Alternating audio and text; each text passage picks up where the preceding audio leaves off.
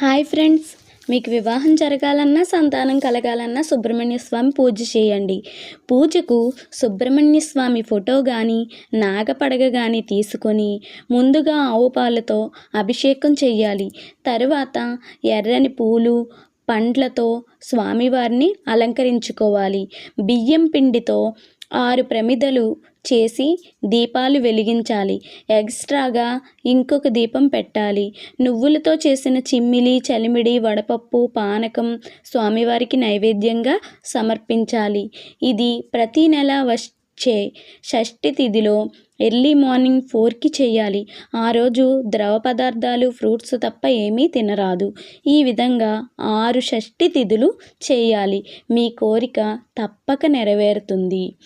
శ్రీ వల్లీ దేవసేన సుబ్రహ్మణ్య స్వామియే నమః.